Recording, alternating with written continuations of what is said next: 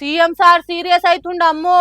ప్రతిపక్ష పార్టీ లీడర్లను పట్టుకొని మనిషేనా అనుకుంటా మండి పడుతున్నాడు. మేం పని చేస్తుంటే మెచ్చుకునేది పోయి గిచ్చి ఖాయం పెడుతున్నారని మాట్లాడుతున్నాడు రేవంత్ రెడ్డి సారు. బండి కేసు ముచ్చట మీద, కార్ పార్టీ తీరు మీద ఫైర్ ఫైర్ అనుకుంటా ఫైర్ అయింది ఇట్లా. ఇక సార్ మాటలకి మంది ఏమంటారో కూడా అరుచుకుందాం పాన్రి. బండి భగీరథ్ మీద పడ్డ పోక్సో కేసుల సర్కార్ ఏ మాత్రం వెనుక ముందు కాలే. అలా నాయన చెప్తున్నట్టు బండి భగీరథ్ లొంగిపోలే. ఒకవేళ సరెండర్ చేస్తే వాళ్ళ పిల్లవాడిని వాళ్ళ ఇంట్లో పెట్టుకొని పోలీసులను పిలిపించి అప్పచెప్తారు. అప్పా జంక్షన్ మీ ఇల్లా నా ఇల్లా, రోడ్డు మధ్యలో పోలీసులు నాకాబందీ చేసి వెహికల్స్ ని చెక్ చేస్తున్నప్పుడు అప్పా జంక్షన్ లో బండి భగీరథ పోలీసులకు చిక్కిండు. మా పోలీసులే బండ్ల పోతుంటే లటక్కున పట్టుకున్నారు అనుకుంటా కొన్ని ముచ్చట్ల మీద ఆయన వర్షన ఏందో ముంగటేసుకున్నాడు సీఎం సారు. వీళ్ళు అడ్డగోలుగా ఇచ్చేసి ఆ అమ్మాయి ఫోటోలు పెట్టి, ఆ అమ్మాయి తల్లిదండ్రుల ఫోటోలు పెట్టి, అసలు కేటీఆర్ అనేటోడు అసలు మనిషా?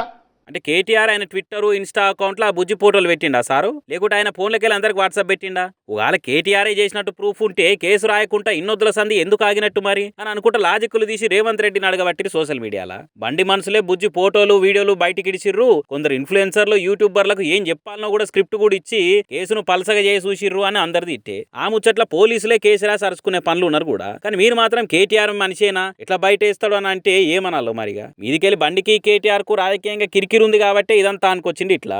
ఒక్కటే కేటీఆర్ కు బండి సంజయ్ కి ఏదో పంచాయతీ ఉంది.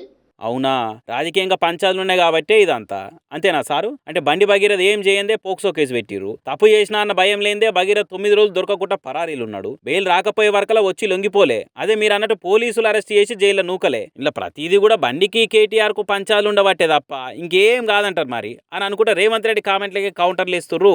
బుజ్జికి న్యాయం జరగాలని మాట్లాడేటోళ్ళు. ఇంకా చెప్పురు సార్. ఆయన ఇంకో స్టేట్మెంట్ ఇవ్వలేదు. ఒక మైనర్ గర్ల్ కి అన్యాయం జరిగితే లీడర్ ఆఫ్ అపోజిషన్ ఎక్కడ పడుకుండు?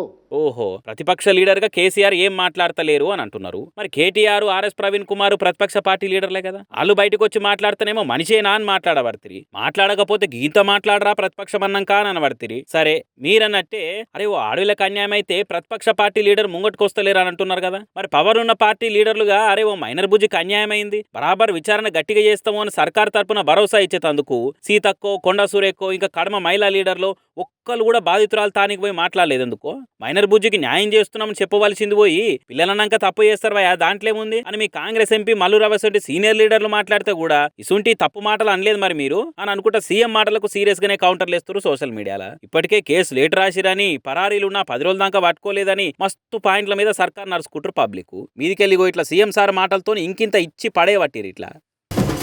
ఇవాళ రేపు ఓ పొలిటికల్ పార్టీ పెట్టుడంటే ఎంత కష్టం, ఎంత ఖర్చు, ఎంత తన్లాట. అది మళ్ళా లోకల్ పార్టీ కూడా కాదు, నేషనల్ పార్టీ అంటే కొత్తగా సభ్యత్వాలు చేసుడు, కండువాలు కప్పి పార్టీలకు తీసుకున్నాడు, ఎంత పని ఉంటుంది.